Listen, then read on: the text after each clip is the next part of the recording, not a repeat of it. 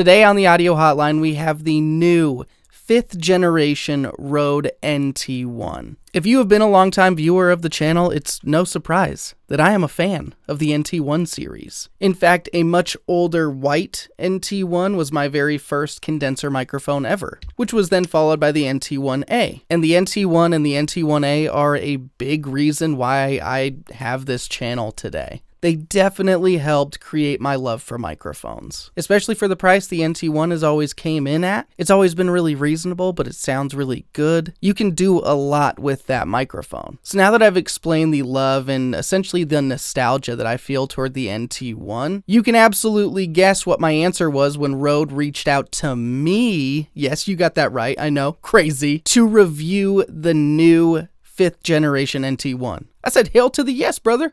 Obviously. So with that being said, yes, Røde did send this microphone to me early so I could review it. And I do really appreciate Røde sending me this microphone and supporting this channel. But I do want to let you know Røde is not limiting what I can say. I can do my usual thing, and my opinions and thoughts throughout this video are in fact my own. And I gotta say, when Røde reached out to me and told me about this new microphone and everything it was going to be capable of, I was so excited, just ecstatic to try this microphone out. Because essentially it is a 4th generation NT1, which I love already, with some additional features that make it even more awesome. Like for instance, this is the first ever studio condenser microphone that has dual connect, meaning that it has USB connection at 32-bit float as well as an XLR connection. That's pretty wild. So once I found out the fact that this microphone is going to come in at a similar price to the NT1, sound as good, and offer even more, made me think that this microphone was going to be great. I have a lot of hope for it. And when I say a similar price, I actually mean less than what the 4th generation came in at originally. The 5th generation NT1 is going to be sold for $249.99. $250. Honestly, when I read that number, I was like, no, it's not. This is wrong, right? I really thought that with the capabilities that this new version has, that they were going to up it like 50 to maybe even 100. I was hoping not that, but I did not for a second think it was going to come in at a lesser price than the 4th generation was released for. That's crazy. Since the details and differences between the 4th generation and 5th generation are probably the reason a lot of people are here, let's just jump right into that, and I'll just give you an idea of what this microphone's all about and how it's different from the 4th generation. The Røde 5th generation NT1 features the same capsule as the 4th generation. And actually, when you're using this microphone as an XLR microphone, you're essentially just using a 4th generation NT1. As mentioned before, this does feature the groundbreaking very first studio condenser microphone to have dual connect output, which offers XLR and USB connectivity. But on top of that, when you're using the USB output, you get access to a bunch of very cool features, such as 32-bit float, advanced DSP processing, where you can actually go and adjust the settings in software. Those settings and features can be accessed in Røde Central and Røde Connect. But to get an ultra high resolution, this actually goes up to 192 kilohertz. And with this analog to digital conversion, the NT1 5th generation essentially has a very advanced audio interface built into the microphone, including their ultra low noise, high gain Revolution preamp. And on top of all of these awesome features, this is the world's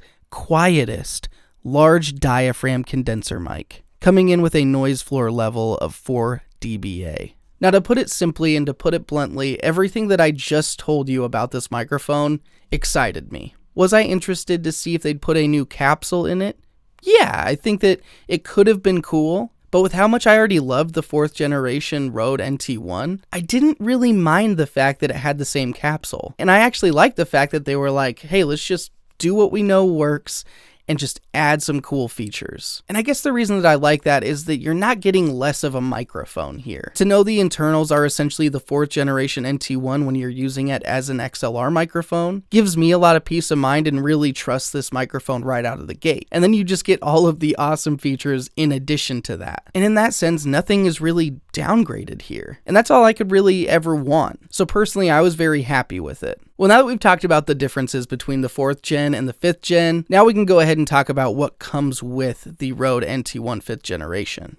The Røde NT1 comes with the SM6 shock mount and pop filter. This also comes with a gorgeous red XLR cable that does have Neutrik connectors. This includes the SC29 USB-C to USB-C cable that is 3 meters long. This comes with the Røde XLR Blue Ring. This helps you avoid any loose XLR connections. This does also come with a Røde branded dust cover for the microphone that's obviously included, the NT1 5th generation. Everything that comes with this feels amazing. The 4th generation NT1 originally came out with a different shock mount than this. I did like the look of the other one a little bit more, but the fact that the pop filter couldn't be moved back and forth and it was a little less customizable, I actually think that this SM6 shock mount works quite a bit better. It's less sleek, but definitely more practical. But I gotta say, I'm a big fan of this red XLR cable. Fantastic. It's actually a very nice cable. The USB-C cable that comes with this is definitely one of the better USB-C cables that I've gotten with a microphone. But everything just feels good with it. It all feels premium. And not to mention the build of the microphones feels as good as the last version. And also it's got a different look. To my understanding, there are 2 looks to this microphone. You can either get the look like the NT1A has, or you can get the silver grill with like the dark matte body. It almost kind of looks like the NT1 and NT1A had a child. Now I'm going to take you through some testing with this new 5th generation NT1. We'll go through the usual tests that I do, but then we will go and do some specific ones. Like for instance, testing that 32-bit float, and also putting the XLR sound of this microphone versus the USB,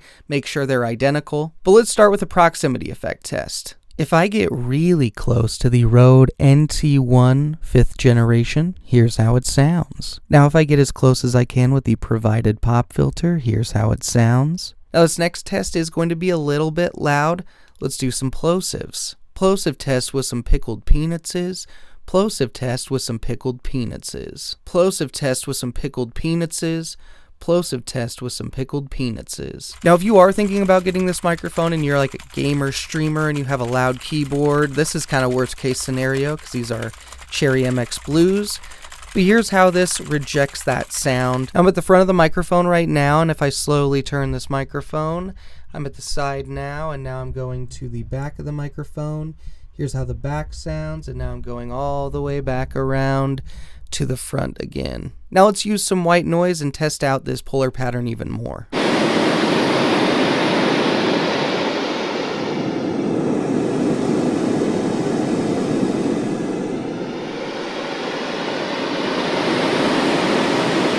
Now for the most important microphone test ever invented. Let's do a kitty purr test.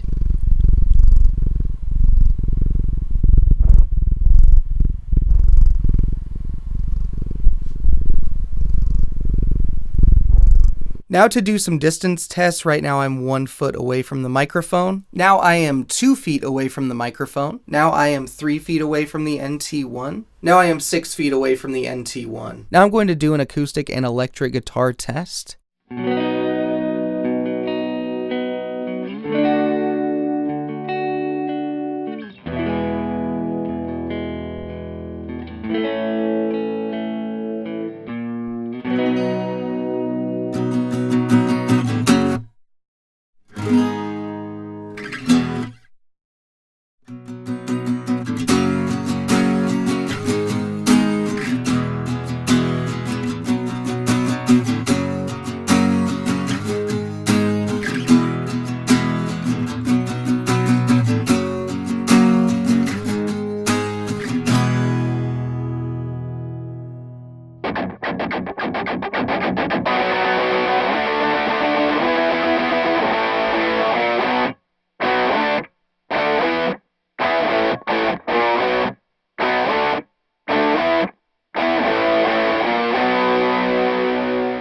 During that guitar test, I decided that's when I would utilize 32-bit float. I cranked up the amp for the clean part and the distorted part, so all those takes were actually just recovered by me turning the level down in Ableton Live, and it seemed to sound right. I had done some other little voice tests with 32-bit float and just clipped that way, and it seems to work really well. There's no weird artifacts, nothing odd about it. It seems perfect. Now I'll just show you a real quick vocal take from the NT1 microphone.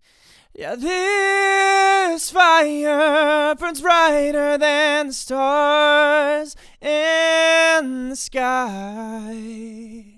Right now I'm in a completely untreated room. I'm not using the pop filter right now. I'm just angling the microphone so my air goes past it. But this is a very reverberant room, as I'm sure you could tell already. Check. Check.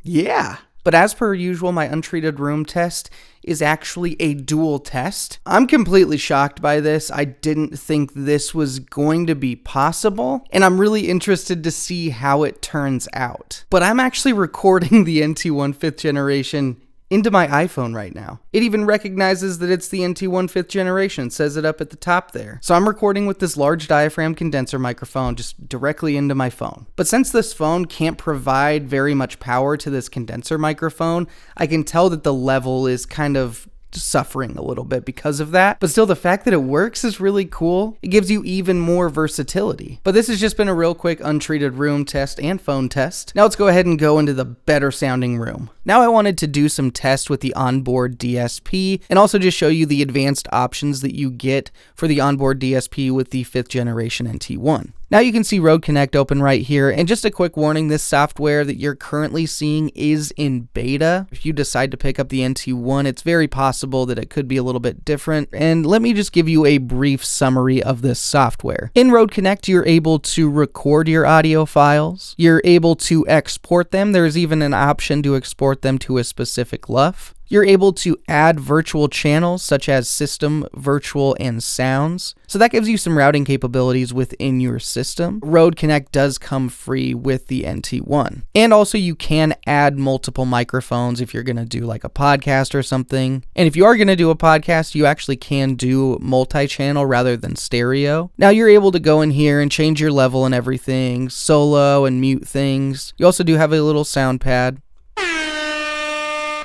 That was an air horn. I personally do like and use Rode Connect if I am using a Rode microphone. I'll open this up and just do a quick recording with the microphone, export it, and I'm good to go. But if you are just going to be using your DAW, you're not interested in using Rode Connect, that's no problem at all. You actually can go change your settings in Rode Central rather than Rode Connect. I'll show you that here in a minute, but speaking of changing your settings, if you click on this little logo, little icon, that's where it'll take you to your ON-BOARD DSP. And as you can see, you're also able to change your gain in here. And since the NT1 doesn't have a gain knob, it's nice that the software capabilities are right here to change the gain. You are also able to change it in your system settings. But when it comes to ON-BOARD DSP, this is one of the few microphones in Rode Connect that actually has advanced settings. A lot of them just give you the option to turn the effect on or off, rather than actually be able to go in and adjust all the parameters. The first one up here is the compressor. If you are familiar with compressors, you'll see that these settings here are pretty common: threshold, ratio, attack, release, and gain. The next ON-BOARD DSP effect you have is a noise gate. Once again, pretty common settings here: threshold, attack, hold, release, range, and hysteresis. Hysteresis is a little less common. I'm not going to go very in depth here, but it essentially gives you a secondary threshold option for when the gate actually closes. I go much more in depth on it in an XDM100 review that I did. If you want to hear about it, you can go check that video out. The next ON-BOARD DSP option you have is a high-pass filter, one at 75 Hz and one at 150 Hz. Here is no high-pass filter enabled. Here is a 75 Hz high-pass filter enabled, and here is a 150 Hz high-pass filter enabled. Next is the Aphex kind of EQ options, the Big Bottom and Aural Exciter. Big Bottom gives you an option from 60 to 312 Hz, and according to how much more how much more bass you want, you can go in and drive that frequency more or less. Now for the Aural Exciter, you get the option from 600 Hz up to 5 kHz or 5000 Hz, however you want to say it. And then down here, it doesn't say drive, it actually says harmonics. And if I were to bump that up, you can tell that my voice is getting a lot more high-end frequencies going on there. Usually by default, Rode has it about 3500. And like I said before, the settings that I had when I originally started this clip were the default options. If you wanted to reset those, you can actually just go in and press that advanced button one more time, press continue, and then you have the advanced options just reset Now, when you go out of the advanced settings, it shows a little bit more of a simpler interface with 3 options that I actually noticed are DSP, depth, sparkle, and punch. Now, each of these are variable controls that you can turn up and just get your desired sound from. And these are actually really cool controls, especially for people that maybe aren't as familiar with the advanced settings, such as going in and adjusting the attack and release on a compressor. This just gives you an option to turn these up and just get your desired sound. And it's actually really cool. The punch option, as you turn it up, it adds more compression, but it also enables that noise gate so your compressor isn't raising the noise floor. So each of these variable controls, even though you're just going up on one slider, it's actually manipulating quite a bit. So as you can see right now, I'm about 1/4 of the way up on the punch option. If I go to the advanced settings and go to the compressor, you'll see that the threshold is at -18.6, makeup gains at 0.9. Now if I go back and turn the punch all the way up, and then go into the compressor settings, you'll see that the threshold's at -30 and makeup gains at 3. So it is adjusting these advanced settings, and then you can go and actually see what it's adjusting, which is really cool and honestly a good way for people to learn. And even without going into the advanced settings, you can get a really great sound just messing with the depth, sparkle, and punch. Now, as I mentioned earlier, if you're not really interested in using Rode Connect, you actually can just use Rode Central. When you plug your microphone or Rode product into Rode Central, it'll just show up on the left side, and you'll just click that and go to audio setup, and then you actually have those same setting options that you had with Rode Connect. But now I want to do just a USB versus XLR sound test. Just make sure they sound identical. I have had microphones in the past where the USB sounded a little bit different or even a little bit better than the XLR connection. So I want to check that out. Currently I'm plugged in as a USB microphone recording into Rode Connect, but I do not have any onboard DSP enabled. Now this is the Rode NT1 going into the Rode AI1 audio interface. So this is the XLR sound of this microphone. This is with no pop filter on. Once again, here is the NT1 5th generation with the pop filter up as a USB microphone, no onboard DSP enabled. Now we have the pop filter in place. Here's the sound of this microphone going into the AI1 Rode interface. And here's the sound of the XLR connection on this microphone. Now let's jump into just a real quick back and forth sound comparison between the 5th generation NT1, my older NT1, and then my NT1A. Currently you are listening to the 5th generation NT1. I do not have the pop filter up right now, and here's how this sounds. Now here is my beloved NT1 that I personally bought a while ago. It isn't the original NT1 that I had, but it doesn't mean I love it any less. But here's the sound of this NT1 without the pop filter. Now we have the anniversary microphone plugged in, the Rode NT1A. This particular mic I've had for about 10 years. And now here's the 5th generation NT1 with the pop filter up, and here's how that sounds. Now here's the sound of my older NT1 with the pop filter, and now I have the pop filter up with the NT1A, and here's how that sounds. Now that I've gone through a lot of the information about this 5th generation NT1, I wanted to just give you a little bit of a summary, kind of a review section, even though quite honestly, I've already said a lot of positive stuff about this microphone. When I initially got this NT1, I had a lot of questions and a few concerns, especially when it came to the USB section of this microphone. 32-bit float, onboard DSP, USB and XLR connection, that all sounds amazing. But there are definitely instances where performance isn't as good as what's on paper. I wasn't worried about the XLR version since it is essentially a 4th generation NT1. All of my concerns were absolutely centered around USB. And I think that's for a few reasons.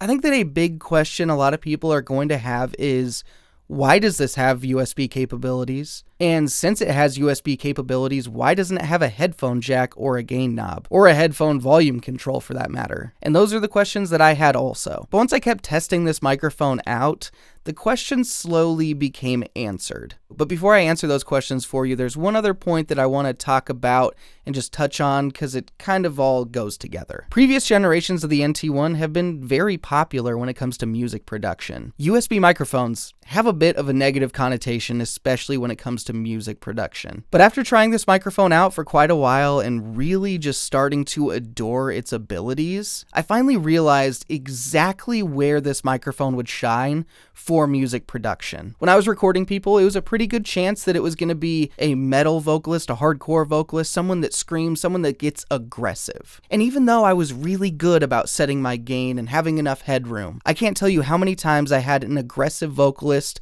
or just a loud vocalist step up to the microphone and start singing and just totally nail a part, but it was so much louder than I ever anticipated. So they would turn to me and be like, dude, that take was awesome. Oh my gosh, I nailed it. And I was like, yeah, you did. You totally nailed it. Let's do it one more time though, because you clipped hard. You clipped real hard. In those situations with those kind of vocalists, having 32-bit float USB capabilities would have been a game changer. There would have been so many savable takes. And for me, in my opinion, in my experience, that's where the 32-bit float really would be helpful. If you record like sound effects, do certain sounds and everything, yeah, using 32-bit float could be nice for certain things. But in all reality, I feel like a majority of people will probably just use this as a 24-bit microphone, which is all really anyone needs. But having the 32-bit capability here at a price that starts out less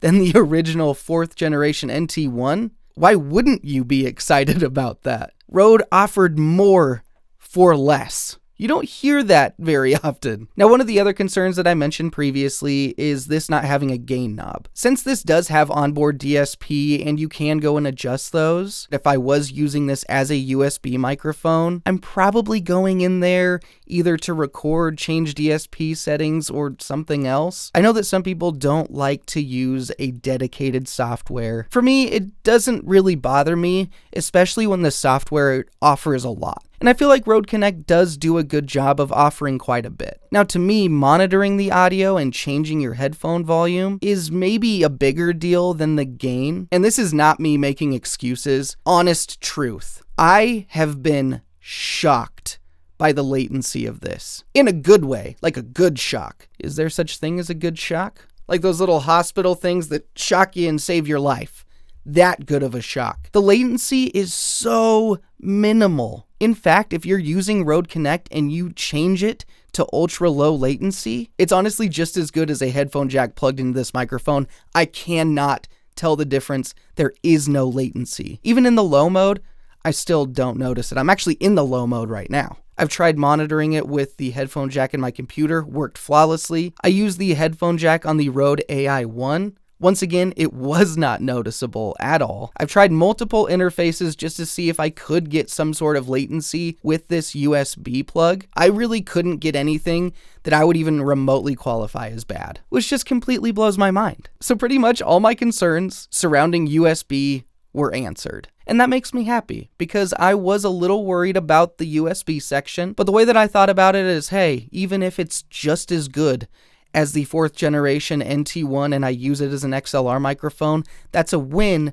because it's like $20 less than what the NT1 4th generation was even going for. But from my point of view, I think this is just a fantastic microphone. I think it would be amazing for voiceover. If you're in a controlled environment, I think it'd be great for content creation, for podcasting. From an XLR standpoint, I know this is a fantastic music microphone. And like I was saying before, I think that 32-bit float for aggressive vocalists or really loud instrument sounds, it could be a total savior for a lot of people. However, setting your gain is absolutely important. Don't overlook that and just cheap out at 32-bit. Try to set your gain, get a good quality recording that way. And if you need 32-bit float in a certain situation, then you have it. I don't usually talk a whole lot about ASMR, but I will say that for the ASMRers,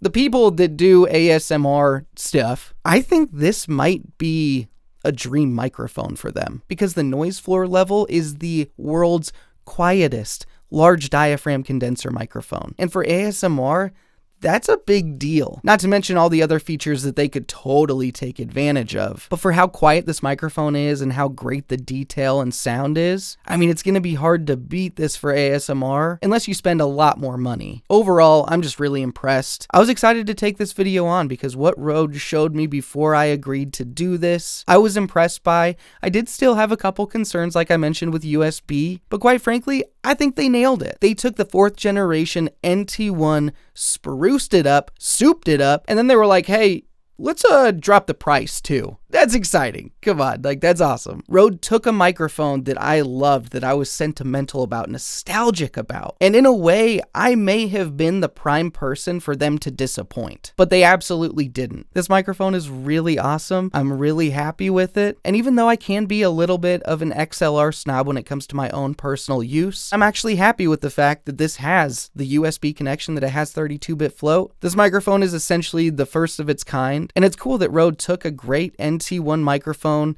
and made it better. I got a little bit ranty, a little bit overly excited in this review section, and I totally forgot to put my rating of the 5th generation NT1 in this review. On the audio hotline, I give each microphone a BB star rating. It's a rating system that Bark and I from Obscure Mics came up with a little while ago. I'll put the BB star rating system up on the screen right now, but I've really gone over this rating in my head a lot. And a part of me is a little bit hesitant because I don't want that nostalgia that I've talked about to really creep into my rating of this new microphone. But I mean, since it is my opinion of this microphone and Rode did quite a few things to improve this microphone and lowered the price, my BB star rating of the 5th generation Rode NT1 is a 10. Within the BB star rating system, this is the first 10 I've given away. I do also want to say that my cat has my back on this. She absolutely adores this microphone, just constantly cuddling and licking the packaging. I just really think this microphone is